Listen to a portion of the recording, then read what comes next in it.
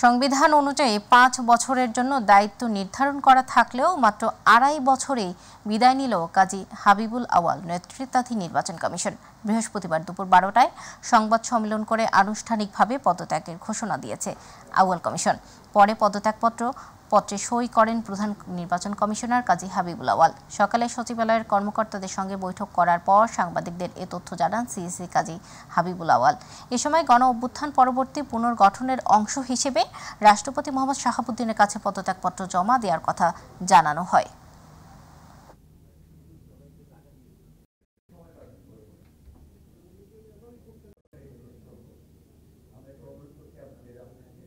বাংলাদেশের জনগোষ্ঠীর সমরূপতা হোমোজিনিটি কারণে সংখ্যানুপাতিক প্রতিনিধিত্বমূলক নির্বাচনের জন্য হতে পারে। সেই সাথে নির্বাচন ৪ বা ৮টি পর্বে প্রতিটি পর্বের মাঝে ৫ দিনের বিরতি রেখে অনুষ্ঠান করা ব্যবস্থাপনার দিক থেকে সহায়ক হতে পারে। আমাদের ধারণায় এটি ভবিষ্যতের জন্য অধিকন্তু প্রতিটি সাধারণ নির্বাচন উদ্দেশ্য অর্জন আরও সুনিশ্চিত।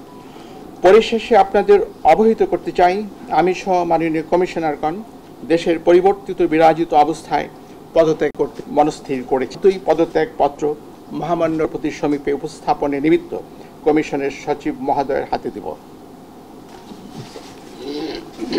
দুজন সদস্য এখানে উপস্থিত নাই, তারা কি পদত্যাগ করছেন?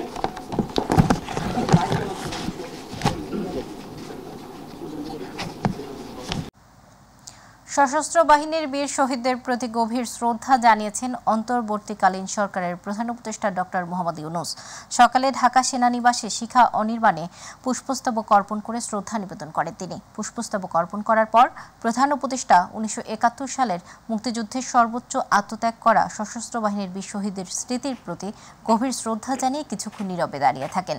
এ সময় গার্ড অব অনার প্রদান করেন সেনা, নৌ ও বিমান বাহিনীর একটি সুসজ্জিত দল। বিয়োগলে বাজানো হয় করুণ সুর। পরে প্রধান উপদেষ্টা সশস্ত্র বাহিনী বিভাগ পরিদর্শনে যান এবং ৩ বাহিনীর প্রধানগণ সৌজন্য সাক্ষাৎ করেন।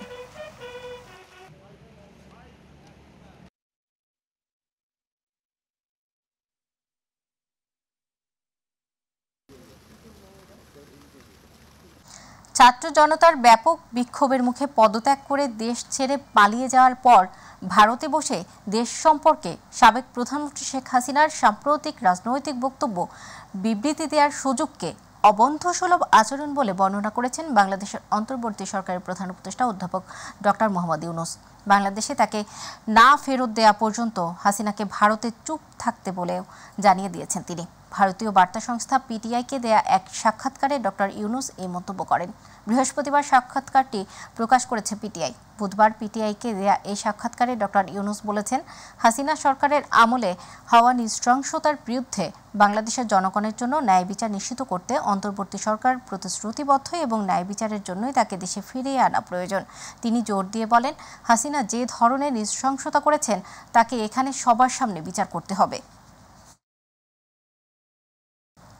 ছাত্র জনতার রক্ত আর শত শত প্রাণের বিনিময়ে বাংলাদেশের দীর্ঘ প্রায় ১৬ বছরের স্বৈরাচারী দমবন্ধ এক শাসনের অবসান হয়েছে। গত ৫ আগস্ট ছাত্র জনতার গণ অভ্যুত্থানে গুম, খুন, নির্যাতন, দলীয়করণ, দুর্নীতি ও অপশাসনের প্রতীক শেখ হাসিনা প্রধানমন্ত্রীর পদ থেকে পদত্যাগ করে ভারতে পালিয়ে যান। শেখ হাসিনার পতন ও ছাত্র জনতার রক্ত ও সংগ্রামে নতুন বাংলাদেশের ১ মাস পূর্ণ হলো আজ। বিস্তারিত জুবাইর রহমানের রিপোর্টে। মুক্তিযোদ্ধাদের নাতিপুতিরাও পাবে না, তাহলে কি রাজাকারের নাতিপুতিরা পাবে? তখন জুলাইয়ের শুরু সরকারি চাকরিতে কোটা সংস্কারের দাবিতে আন্দোলনরত শিক্ষার্থীদের রাজাকারের সঙ্গে তুলনা করে বক্তব্য দেন সাবেক সরকার প্রধান শেখ হাসিনা। মুক্তিযুদ্ধের বিরুদ্ধে আর মুক্তিযোদ্ধার বিরুদ্ধে এত ক্ষোভ কেন? তার এমন মন্তব্যে রাজপথে অভিনব প্রতিবাদ করেন শিক্ষার্থীরা। তখন শিক্ষার্থীদের আবেগ বুঝতে না পেরে উল্টো তাদের ওপর আক্রোশ মেটান আওয়ামী লীগ সরকার ও দলটির শীর্ষ পর্যায়ে। শুধু তাই নয়, তৎকালীন ক্ষমতাসীন আওয়ামী লীগ ও ছাত্রলীগ শিক্ষার্থীদের ওপর হামলা করে, পিটিয়ে রক্তাক্ত করে নারী শিক্ষার্থীদেরও। সেই হামলায় গণবিস্ফোরণের বীজ বপন করে দেয়। এরপর থেকেই এ আন্দোলনে গতি পাল্টে যায়। দাবি ওঠে নগ্ন হামলার বিচারের। তখনও শিক্ষার্থীদের সঙ্গে আওয়ামী লীগ সরকার কঠোর মনোভাব আর দমন নীতি চালিয়ে যায়। নিপীড়ন আর গণগ্রেপ্তার উল্টো বুমেরাং হয়ে ওঠে। বাড়তে থাকে শিক্ষার্থীদের দাবির তালিকা। তারা সাধারণ মানুষের সংহতিও পায়। এরপরও শিক্ষার্থীদের ঠেকাতে আওয়ামী লীগ সরকার একে একে ভুল সিদ্ধান্ত নেয়, অটল থাকে কঠোর নীতিতে। পুলিশসহ আইনশৃঙ্খলা রক্ষাকারী বাহিনীর গুলি ও আওয়ামী লীগ সশস্ত্র সন্ত্রাসীদের হামলায় প্রাণহানির ঘটনায় গণবিস্ফোরণ রূপ নেয়। এরপরই অভিনব সব কর্মসূচি দিয়ে বৈষম্যবিরোধী ছাত্র আন্দোলনের ব্যানারে সরকার হটানোর আন্দোলন শুরু করেন শিক্ষার্থীরা। শহীদ মিনার থেকে ঘোষণা করা হয় সরকার পতনের এক দফা দাবি। শুরু হয় ছাত্র জনতার সর্বাত্মক অসহযোগ। ছাত্র জনতার গণ অভ্যুত্থানে গত 5ই আগস্ট পদত্যাগ করে দেশ ছেড়ে ভারতে চলে যান সাবেক প্রধানমন্ত্রী শেখ হাসিনা। দেশ ছেড়ে পালিয়ে ভারতের রাজধানী নয়াদিল্লিতে অবস্থান করছেন তিনি। শেখ হাসিনা পালিয়ে যাওয়ার পর সেনাবাহিনীর প্রধান জেনারেল ওয়াকারুজ্জামান অন্তর্বর্তী সরকার গঠনের ঘোষণা দেন। এরপর রাষ্ট্রপতি সরকার ভেঙে দিলে আওয়ামী লীগের টানা প্রায় 16 বছরের শাসনে নেতিবাচক অবসান হয়। এর 3 দিন পর 8ই আগস্ট শান্তিতে নোবেলজয়ী ডক্টর মোহাম্মদ ইউনূসের নেতৃত্বে অন্তর্বর্তী সরকারের উপদেষ্টা পরিষদ শপথ গ্রহণ করেন। বৈষম্যবিরোধী ছাত্র আন্দোলনের 2 সমন্বয়ক নাহিদ ইসলাম ও আসিফ মাহমুদ সজীব ভুইয়া সহ অন্তর্বর্তী সরকারের 17 জন উপদেষ্টা শপথ নেন। উপদেষ্টাদের বিভিন্ন মন্ত্রণালয়ের দায়িত্বে দেওয়ার মধ্য দিয়ে স্বাভাবিক হতে শুরু করে প্রশাসনিক কার্যক্রম। Zubair Rahman, My TV news. স্বৈরাচার পতন হাসিনা সরকারের পতনের 1 মাস পূর্তি উপলক্ষে পুলিশের গুলিতে নিহত শহীদদের স্মরণে আজ শহীদি মার্চ কর্মসূচি পালন করবে বৈষম্য বিরোধী ছাত্র আন্দোলন। বুধবার দুপুরে ঢাকা বিশ্ববিদ্যালয়ের টিএসসি মিলনায়তনে আয়োজিত এক সংবাদ সম্মেলনে এই ঘোষণা দেওয়া হয়। আগামীকাল শুক্রবার থেকে সারা দেশে বিভাগীয় ও জেলা শহরে সফর কর্মসূচি শুরু করা হবে। বিকেল 3টায় রাজু ভাস্কর্য থেকে কেন্দ্রীয়ভাবে শহীদি মার্চ শুরু হবে। মার্চটি শাহবাগ সায়েন্স ল্যাব হয়ে কলাবাগান হয়ে সংসদ ভবন থেকে ফার্মগেট ঘুরে আবারও শাহবাগে এসে শেষ হবে। সংবাদ সম্মেলনে সারা দেশের ছাত্র জনতার গণজোয়ার নামবে প্রত্যাশা করেন সমন্বয়করা। এ সময় তারা বলেন, যতদিন না নতুন বাংলাদেশ নির্মিত হচ্ছে, যতদিন না মানুষ তার অধিকার ফিরে পাচ্ছে, ততদিন বিজয় মিছিল করা সম্ভব নয়।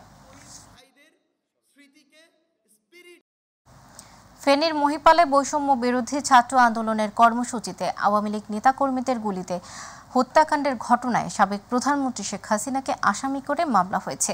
মামলায় দলটির সাধারণ সম্পাদক ওবায়দুল কাদের এবং সাবেক স্বরাষ্ট্রমন্ত্রী আসাদুজ্জামান খান কামাল সহ 162 জনের নাম উল্লেখ এবং আরও 400 থেকে 500 জনকে অজ্ঞাত আসামি করা হয়েছে। বুধবার রাতে মহিপালে হত্যাকাণ্ডে নিহত শিক্ষার্থী মাহবুবুল হাসান মাসুমের ভাই মোহাম্মদ মাহমুদুল হাসান বাদী হয়ে ফেনী মডেল থানায় এ মামলা করেন। মহিপালে হত্যাকাণ্ডের ঘটনায় এ নিয়ে পৃথক 7টি হত্যা মামলায় আওয়ামী লীগ ও সহযোগী সংগঠনের নেতাকর্মী সহ 2586 জনকে আসামি করা হয়েছে। গুলিতে নিহত মাসুম সোনাগাজী উপজেলার চরকান্দিয়া এলাকার নোমান হাসানের ছেলে। রিজেন্ট হাসপাতাল লিমিটেডের চেয়ারম্যান মোহাম্মদ শাহেদ জামিন পেয়ে কারাগার থেকে মুক্তি পেয়েছেন। তিনি দুর্নীতি ও করোনা সার্টিফিকেট জালিয়াতির 96 মামলায় অভিযুক্ত ও সাজাপ্রাপ্ত আসামি। বুধবার রাতে ঢাকা কেন্দ্রীয় কারাগার থেকে বের হন তিনি। তার বিরুদ্ধে দায়ের করা 96টি মামলাতেই জামিন পেয়েছেন শাহেদ। ঢাকা কেন্দ্রীয় কারাগারে আটক শাহেদের বিরুদ্ধে মোট 96টি মামলা ছিল। এর মধ্যে 5টি মামলায় তিনি সাজাপ্রাপ্ত আসামি। সবকটি মামলাতেই জামিন পাওয়ায় তাকে মুক্তি দেওয়া হয়েছে।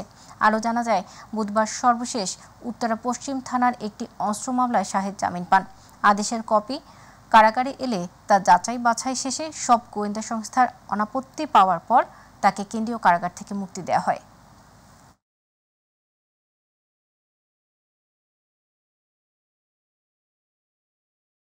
কদিন আগে ঘরের মাটিতে শ্রীলঙ্কার বিপক্ষে 2-0 টেস্ট সিরিজ হেরেছে বাংলাদেশ। টেস্টে এমন নাজুক অবস্থা দেখে ঘরের মাঠে প্রতিপক্ষ হিসেবে বাংলাদেশকে পেয়ে খানিকটা আনন্দিত হয়েছিল পাকিস্তান। আর সেই পাকিস্তানকে তাদের মাটিতে ধবল ধোলাই করে রীতিমতো লজ্জায় ফেলে দিয়েছে বাংলাদেশ। বিস্তারিত আবু সাইদপুর রিপোর্টে। প্রিয় দর্শক, আমন্ত্রণ এবং স্বাগত জানাচ্ছি মাইটিভি সাপ্তাহিক বিশেষ আয়োজন পাবলিক ভিউয়ে। আর বরাবর মতো আপনাদের সাথে আছি আমি আবু সাইদপুর। আজকে যে বিষয়ে কথা বলবো তা হলো পাকিস্তানকে যে বাংলাদেশ হারিয়েছে তা কিভাবে দেখছেন সাধারণ মানুষ। দেশের ক্রিকেটের নতুন অধ্যায় রচিত হলো মুশফিক শান্তদের হাত ধরে। 2 ম্যাচের টেস্ট সিরিজে পাকিস্তানকে তাদের মাটিতেই ধবল ধোলাই। দেশের বাইরে দ্বিতীয়বার এমন কীর্তি গড়ল টাইগাররা। বিদেশের মাটিতে সিরিজ জয়ের হিসেবে যা তৃতীয়। যদিও পাকিস্তানের বিপক্ষে এই জয়কে বাংলাদেশের ইতিহাসেরই সেরা বলে মনে করছেন লাল সবুজের সমর্থকরা। বাংলাদেশকে একদম হালকাভাবে নিছে, বাট এই বাংলাদেশ যে এত সুন্দর করে এই দুটা টেস্ট অলরেডি জয় নিয়ে আনলো এবং বাংলা ওয়াশ করলো, এতে আউটস্ট্যান্ডিং। ভালো লাগছে। বাংলাদেশ টিম বর্তমানে যে টিমটা আছে খুবই সাজানো গোছানো টিম। আমরা চাই এরকম পারফরমেন্স বাংলাদেশ সবসময় কইরা যাক। দুই ম্যাচেই পাকিস্তানের বিপক্ষে প্রভাব বিস্তার করে জিতেছে বাংলাদেশ। তাতে লঙ্গার ভার্সনও টাইগারদের নিয়ে প্রত্যাশা বেড়েছে ভক্তদের মাঝে। আমরা চাই বাংলাদেশ এভাবে সবসময় জিতে যায়। পাকিস্তানে যেরকম বাংলা ওয়াশ করছে, নেক্সট টাইম যাতে যাদের সাথে ভারতের সাথে খেলা আছে আর অনেকের সাথে সামনে যে খেলাগুলো আছে, ইনশাআল্লাহ যাতে বাংলাদেশ জয়ের ধারা অব্যাহত রাখতে পারে। এখনকার টিমের অ্যাপ্রোচ বা যেভাবে তারা ডমিনেট করে খেলতেছে, আমরা অবশ্যই প্রত্যাশা রাখবো এর থেকে আরো ভালো রেজাল্ট যাতে তারা করে আর এই ধারাবাহিকতা বজায় রাখে। পারফরমেন্সটা এখন আছে, সেটা ধরে রাখতে পারলে আমরা আগামীতে আরো সফল হব এবং আমরা বিশ্বকাপে ইনশাআল্লাহ আমি আশা রাখি জিততে পারবো। ধারাবাহিকতা ধরে রাখতে পারলে টেস্ট চ্যাম্পিয়নশিপেরও ফাইনাল খেলা সম্ভব বলে মনে করেন টাইগার সমর্থকরা। প্রিয় দর্শক, এই ছিল আজকে আমাদের পাবলিক ভিউয়ের বিশেষ আয়োজন। দেখা হবে পরবর্তীতে নাগরিকদের কোনো প্রত্যাশা, প্রাপ্তি, সংগতি কিংবা অসঙ্গতির গল্প নিয়ে। সে অপেক্ষায় ভালো থাকুন, সুস্থ থাকুন আর সব সময় চোখ রাখুন মাই টিভিতে। দর্শক, এখনকার সংবাদ ছিল এ পর্যন্ত। সাথে থাকার জন্য ধন্যবাদ। এছাড়া ইউটিউবে মাই টিভি সংবাদ পেতে ভিজিট করুন youtube/mytvbd নিউজ এবং আমাদের অনুষ্ঠান দেখতে ভিজিট করুন youtube/mytvbd বাংলা, facebook/mytvbangla। পরবর্তী সংবাদ দেখার আমন্ত্রণ জানিয়ে বিদায় নিচ্ছি। আল্লাহ হাফেজ।